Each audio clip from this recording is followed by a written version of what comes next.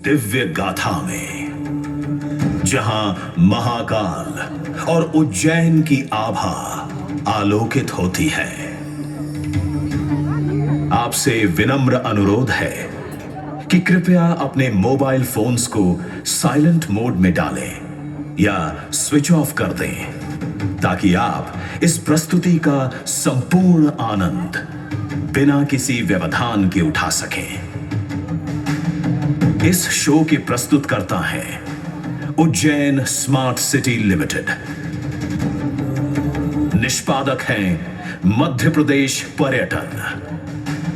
तो प्रस्तुत है महाकाल की शक्ति, उज्जैन की भक्ति।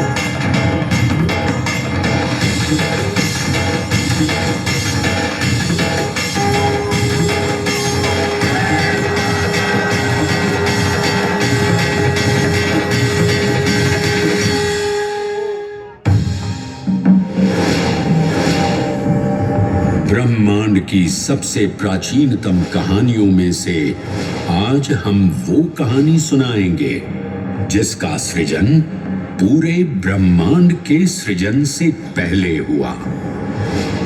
तब न देव थे, न असुर,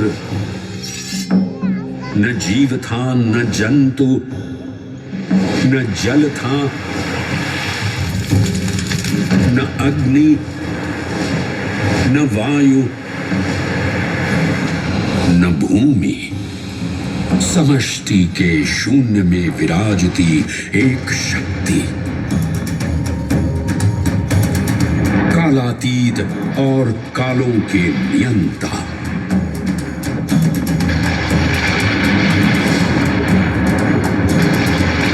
विधाता भी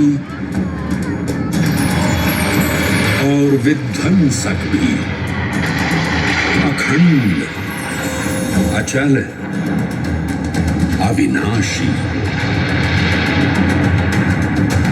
ये कथा है उस महादेव के महाकाल स्वरूप की, जो सृष्टि के आरंभ भी हैं और काल के आगमन भी हैं।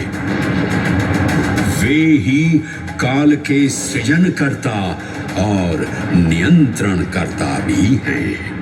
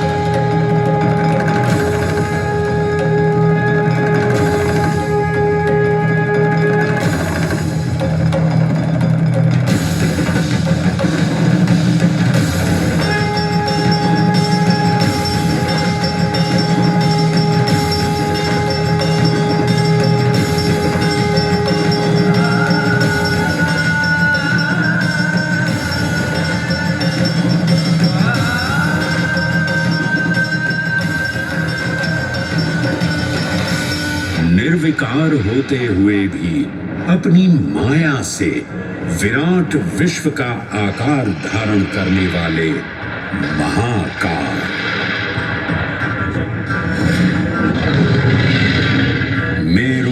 को धनुष और भगवान विष्णु को बाण बना दैत्यों के 3 पुरों का नाश करने वाले महाकाल। वो महाकाल जो तीनों लोकों में विद्यमान सभी शिवलिंगों में प्रधान है।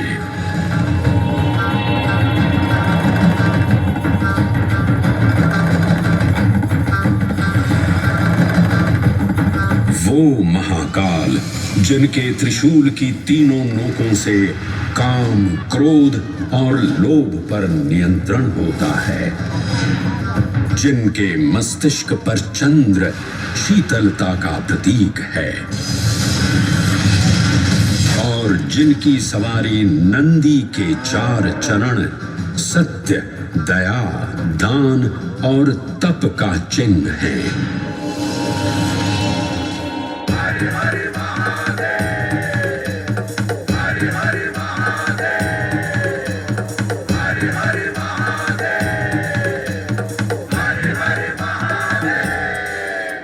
न पुण्यं न पापं न सौख्यं न दुःखं न मन्त्रो न तीर्थं न वेद न यज्ञः अहं भोजनं नैव भोज्यं न भोक्ता चिदानन्दरूपः शिवोऽहं शिवोऽहम्।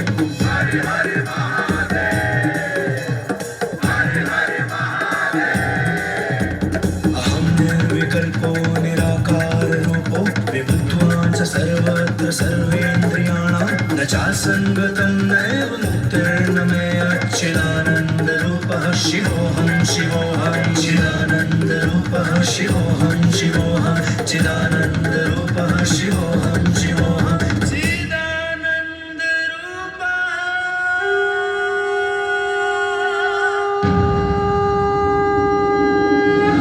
वराह पुराण में कहा गया है, नाभिदेशे महाकालस्तन्नाम्ना तत्र वै हरः, अर्थात नाभिदेश उज्जैन में स्थित भगवान महाकालेश्वर तीनों लोकों में पूजनीय हैं।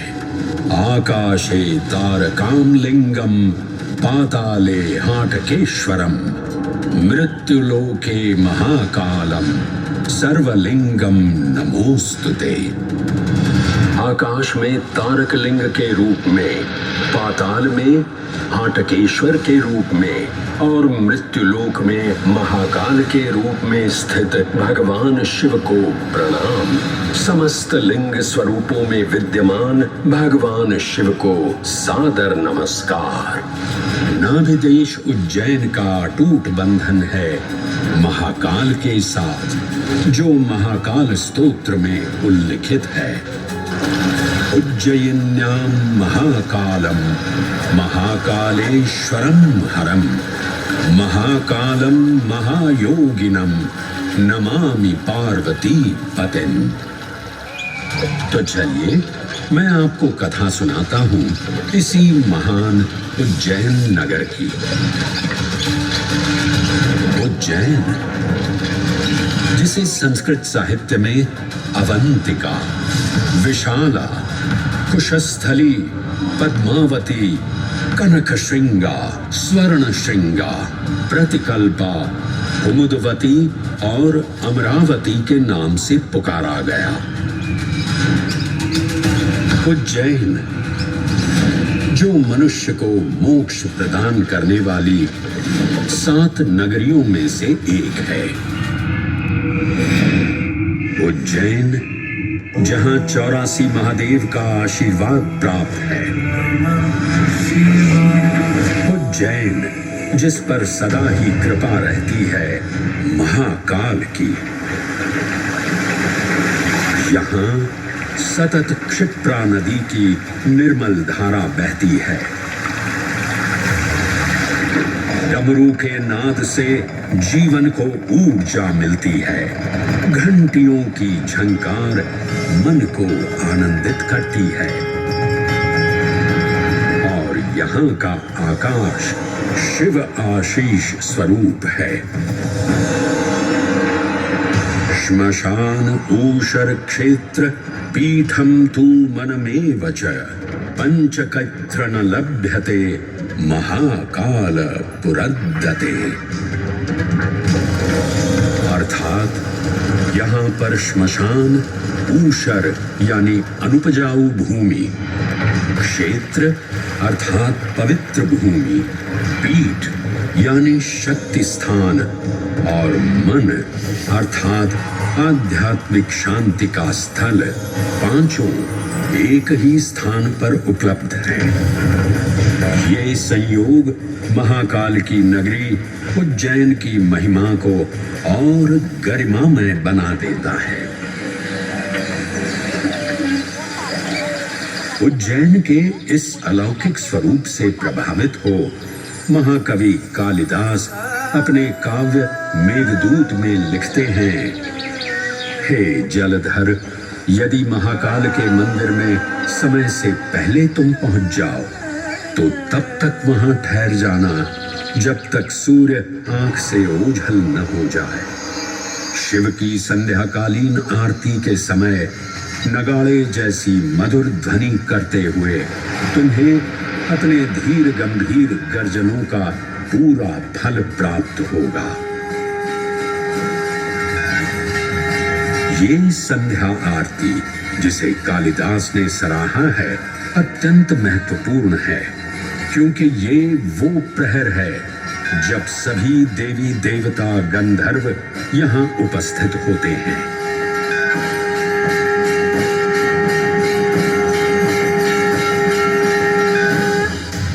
उज्जैन की महिमा अद्वितीय है। सतयुग, त्रेता युग, द्वापर युग और कलयुग, हर युग में इसका अप्रतिम महत्व रहा है। इस काल यात्रा में सबसे पहले आपको सतयुग के उस कालखंड में ले चलता हूं जहां देव और दानव एकत्रित हैं समुद्र मंथन करने के लिए। मन की आंखों से कल्पना कीजिए, भगवान विष्णु ने कुर्म का रूप ले मंदरांचल पर्वत को अपनी पीठ पर उठा रखा है। सागर से विकराल लहरें उठ रही हैं, मेघ भयानक गर्जना कर रहे हैं। देव और दानव वासुकी सर्प को नेति बना और मंदार पर्वत को मथनी बना सागर को मथ रहे हैं कि तभी जल का पाप कालकूट विष निकलता है और पूरी सृष्टि को अपने ताप से झुलसाने लगता है। इस भयावह स्थिति ने देवताओं और असुरों के बीच हाहाकार मचा दिया।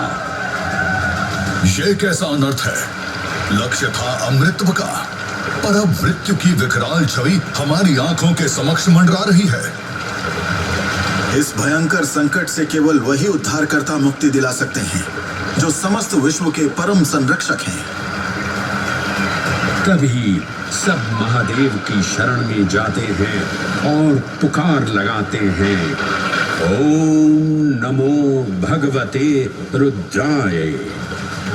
और फिर तुष्टा महादेव भक्तों की गुहार सुनते हैं, कैलाश से उतरते हैं, विष को अपनी अंजुलि में भर अपने कंठ में धारण करते हैं।